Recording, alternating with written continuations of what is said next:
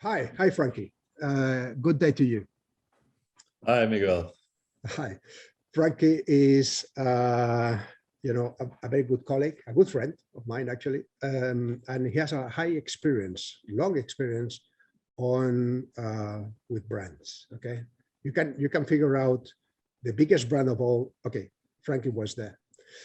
We are going to talk about greenwashing, right?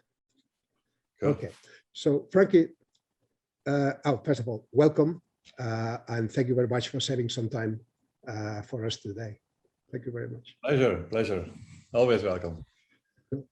So, okay, the first question is about what is the meaning of greenwashing for brands or the companies that promote articles to end consumers? I think the meaning or how they understand it is pretty broad. I mean, it's all about spreading fake sustainable claims through a lot of that happens, of course, through marketing communications, and it is really to make positive media attention in the first place, but as well to mislead the consumer. This can be unreal facts, can be unreal figures, wrong calculations. It can be like, okay, adopting minimum sustainable technologies, then spreading a marketing good news show, but the impact on the business is really, really minimum. You know, and this is a good reason as well to speak about greenwashing, because they do it, but it has no impact. Yeah, it's just to move towards that positive media attention, and this is what they want. Yeah, it can be as well through taking away the attention from the media. Yeah, okay. I know some guys who are sponsoring some social initiatives. Yeah. Just to hide the real facts, yeah, and this is taking away the attention from the media, and again, people think like, oh, well, that's great, well, what those guys are doing, but on the other hand, it's all hidden facts. Yeah, can be about misleading claims as well, abuse, forced labor, you know, ethical behavior which is not right. And this is hiding sometimes the real facts of the supply chains, and this is, yeah, I think one of the worst things as well that that can happen. Yes. Why they do it sometimes as well is to in many cases they want to rebrand themselves. Yeah, they want to rebrand themselves as a sustainable brand, as a sustainable retailer. Yeah, yes. And this, of course, happens through false advertising, to misleading claims, using a lot of vague language. Yeah, language and words that only drives towards confusion. Yeah, and this is, of course, the power of PR. They play an enormous big role into that whole. That whole problem of greenwashing. So yeah, that's a bit the understanding, I think, of how we have to see greenwashing into the industry. Yeah, perfect. You touch a point mentioning that the companies that are using greenwashing they don't have any impact. But what is the impact? The other way around. What is the impact of greenwashing on the industry? Okay. What is the, how is greenwashing affecting our industry? It is very bad, and let's be honest, we all know it has a huge impact. Yeah, a huge impact on the credibility of the industry. The fashion industry, the denim industry, well, whatever. It doesn't have such a good name. It's suffering already. Yeah, in some cases. So absolutely, that doesn't help. Yeah. Doing those kind of practices of greenwashing, it blocks the implementation of solutions. Yeah, all those innovative, sustainable technologies that are already out there, it is very frustrating sometimes as an expert to see that this doesn't happen. Yeah? And it happens in all different areas, whether it is chemistry, machinery, fibers, fabrics, yarns, application technologies. It really happens in all those areas. Yeah?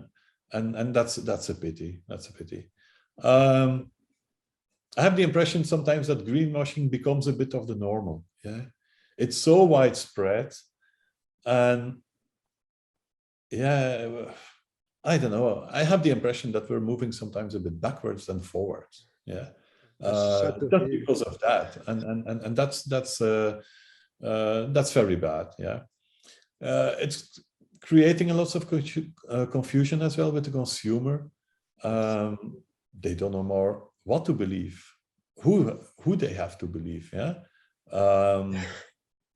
Sometimes they go to the websites of a brand, but they find very vague information again, you know. So, and then in the media they hear and they see other things. So yeah, it's difficult. It's difficult for the consumer, and I would even say it's impossible for the consumer with the information that is out there to know if one of the brands or one of the retailers are doing the right things. Yes. I think moving forward, it's yeah, really the buyers and the brands that have to take the responsibility. I mean, they are fully responsible for the final product that they make. Yeah, yes, how it is designed, how it's produced, and those days even beyond. Yeah, the end of life of the product becomes really, really important. Yeah. They decide and influence what's available in the stores. Yeah. Yes. And what the consumer will buy at the end.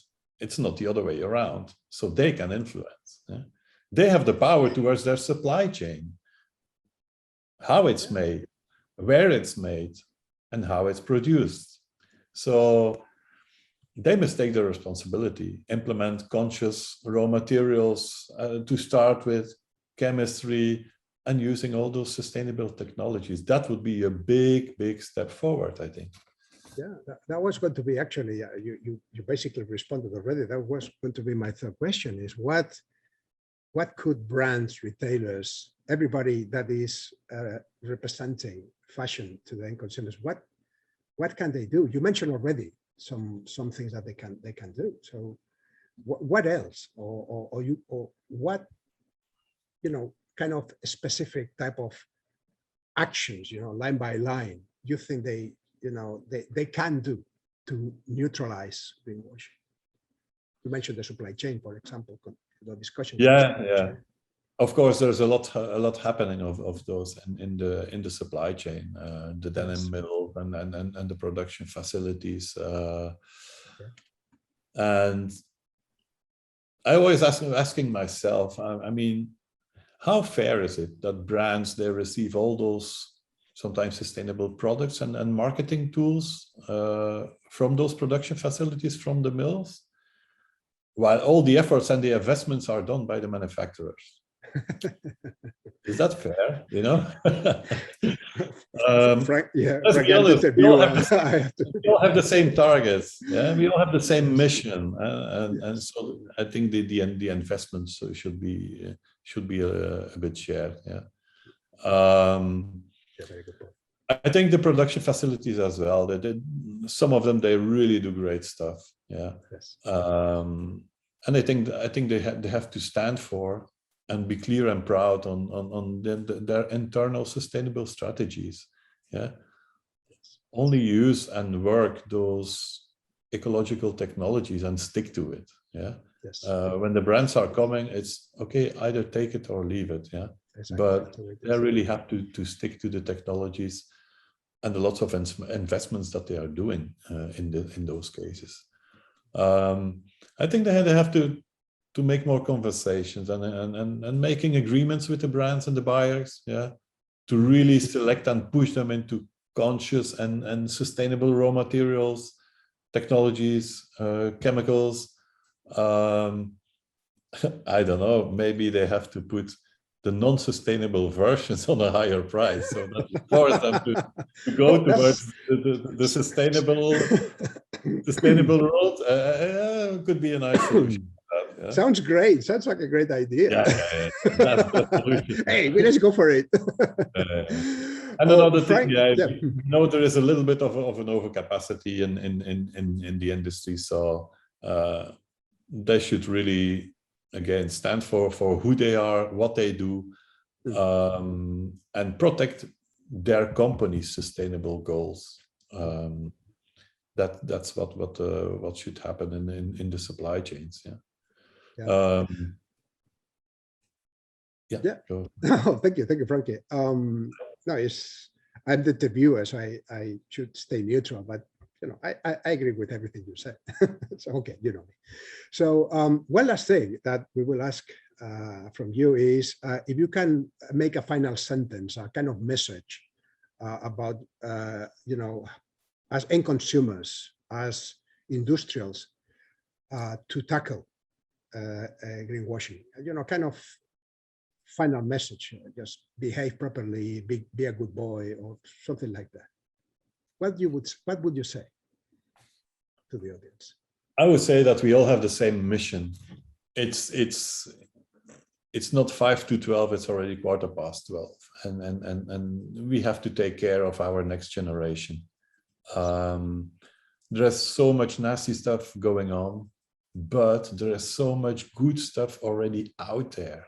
And please, guys, let's implement it and let's move forward in every segment, whether it is on the yarns and the fibers, whether it is on the chemistry, on the technologies, application technologies, whatever.